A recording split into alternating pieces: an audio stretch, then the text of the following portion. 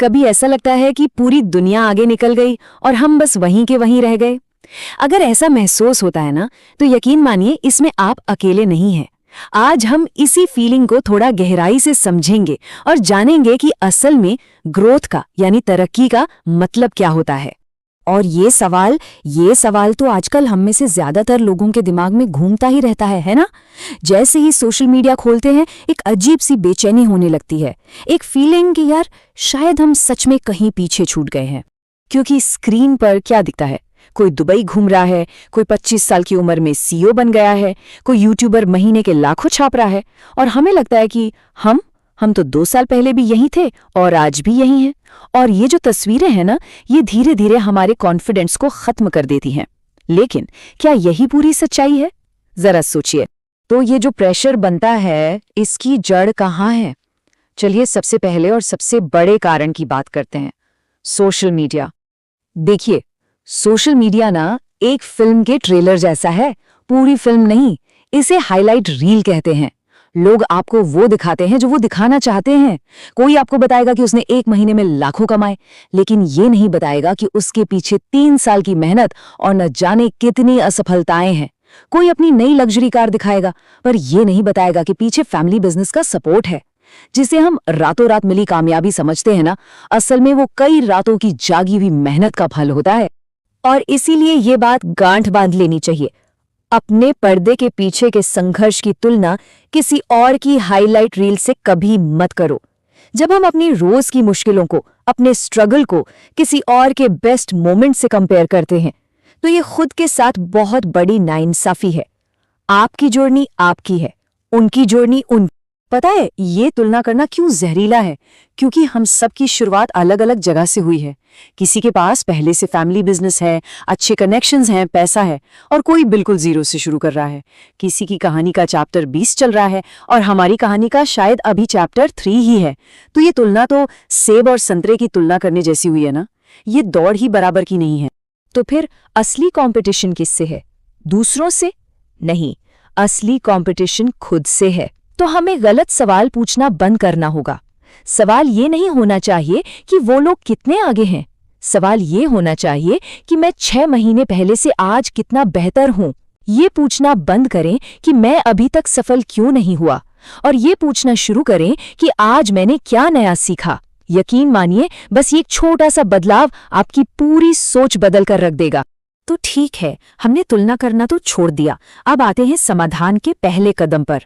दूसरी जो सबसे बड़ी गलती हम करते हैं वो है हर चमकते हुई चीज के पीछे भागना। इसे कहते हैं शाइनी ऑब्जेक्ट सिंड्रोम। और ये सिंड्रोम कैसा दिखता है? कुछ ऐसा।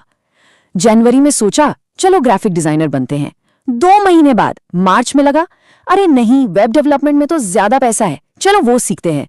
फिर जून तक ई कॉमर्स का बूम दिखा तो सोचा एक शॉपिफाई स्टोर खोलते हैं, और साल खत्म होते होते सितंबर में एआई का क्रेज देखकर लगा अब तो प्रॉम्प्ट इंजीनियरिंग ही भविष्य है। नतीजा, साल के आखिर में हाथ में बहुत कुछ है पर किसी भी एक चीज में मास्टरी नहीं है।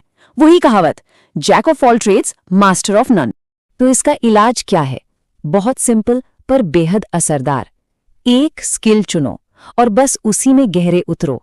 यहां चौड़ाई से ज्यादा गहराई जरूरी है।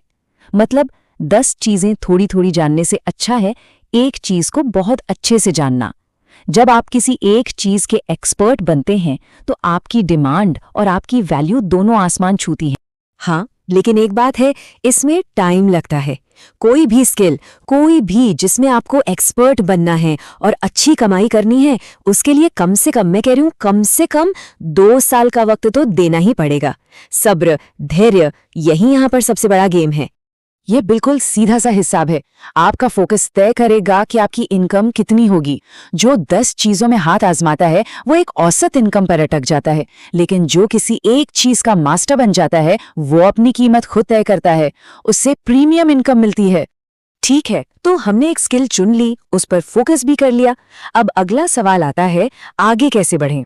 अकेले काम करें, अपनी टीम बनाएं, या किसी टीम का हिस्सा बने? ये एक बहुत जरूरी फैसला है।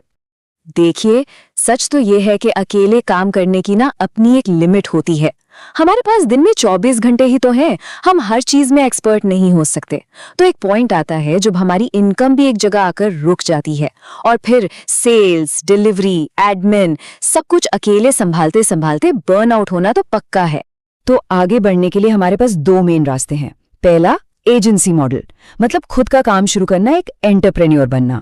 इसमें कमाई की कोई लिमिट नहीं है, पर हाँ, रिस्क और टेंशन भी बहुत ज्यादा है। दूसरा रास्ता है टीम प्लेयर मॉडल, यानी किसी अच्छी कंपनी में नौकरी करना। और पता है, करियर की शुरुआत में ये सबसे सेफ और स्मार्ट रास्ता है। नौकरी करना कोई छोटी बात नहीं है, ये तो एंटरप्रेन्योर बनने की ट्रेनिंग ग्राउंड है। लेकिन एक और रास्ता है जो शायद सबसे स्मार्ट है, हाइब्रिड मॉडल, मतलब अपने दिन की नौकरी की सिक्योरिटी को बनाए रखें और शाम के कुछ घंटे अपने साइड हसल पर, अपने पैशन प्रोजेक्ट पर काम करें। और जब आपके साइड प्रोजेक्ट की इनकम आपकी सैलरी के बराबर या उससे ज्यादा हो जाए, तब आप नौकरी छोड़ने का सोच सकते हैं। इसमें रिस्क कम से कम है और ग्रोथ की संभावना बहुत ज्यादा। तो अब हम आते हैं उस आखिरी और शायद सबसे जरूरी चीज पर, जिसके बिना सब कुछ अधूरा है, कंसिस्टेंसी, यानी निरंतरता। हो सकता है ये शब्द सुनने में थोड़ा बोरिंग लगे, लेकिन यकीन मानिए यही कामयाबी का असली सीक्रेट है। जरा सोचिए, एक इंसान है जो जोश में आकर एक दिन 10 घंटे काम करता है और फिर अगले 3 दिन कुछ नहीं करता। और दूसरा इंसान है जो हर रोज बस 3 घंटे काम करता है, चाहे कुछ भी हो जाए। कौन ज्यादा आगे बढ़ेगा? जाहिर है दूसरा वाला, क्योंकि कामयाबी एक स्प्रिंट नहीं, एक मैराथन है। ये मोटिवेशन से कम और डिसिप्लिन और सिस्टम से ज्यादा चलती है। और इसका मैथ्स तो और भी कमाल का है। अगर कोई रोज सिर्फ 3 घंटे भी काम करता है तो एक साल में पता है कितने घंटे होते हैं? 1095 घंटे, 1000 से भी ज्यादा घंटे। और इतना समय किसी भी स्किल में एक बिगनर से एक्सपर्ट बनने के लिए काफी होता है। तो सवाल यह है कि कंसिस्टेंट रहें कैसे? मोटिवेशन के भरोसे तो नहीं रह सकते, वो तो आता जाता रहता है। जवाब है सिस्टम बनाकर। अपने कैलेंडर में काम का टाइम ब्लॉक कर दें। जिस दिन बिल्कुल मन न हो उस दिन सिर्फ 15 मिनट के लिए बैठें, पर बैठे जरूर। अपनी आदतें बनाएं और अपने काम करने की जगह को ऐसा बनाएं जहां ध्यान भटकाने वाली चीजें हों ही ना। और हाँ, हमें उम्मीदें भी असली रखनी होंगी। ये कोई 2 मिनट में बनने वाली मैगी नहीं है, ये एक 5 साल का प्लान है। पहला साल तो सीखने और कंफ्यूजन में ही निकल जाएगा, कमाई भी शायद ना के बराबर हो। दूसरे साल से स्किल थोड़ी पक्की होगी और ठीक ठाक इनकम आने लगेगी। असली खेल तो तीसरे साल के बाद शुरू होता है, जब आपकी मेहनत का कंपाउंडिंग इफेक्ट दिखता है और मौके आपको ढूंढते हुए आते हैं। तो सब्र रखना बहुत जरूरी है। तो आखिर में बस एक बात समझ लीजिए, आप आलसी नहीं हैं। अगर कोई रोज कुछ नया सीखने की कोशिश कर रहा है, रोज थोड़ी मेहनत कर रहा है, तो वो धीमा नहीं चल रहा, वो तो एक बहुत मजबूत नींव बना रहा है, जिस पर एक दिन एक बहुत बड़ी और शानदार इमारत खड़ी होगी।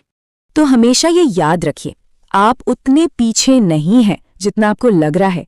आप उससे कहीं ज्यादा आगे हैं जितना अभी दिखाई दे रहा है। आपकी मेहनत की जड़ें जमीन के नीचे चुपचाप फैल रही हैं, भले ही दुनिया को अभी फल न दिख रहे हों। आपका भी समय आएगा, बस चलते रहिए।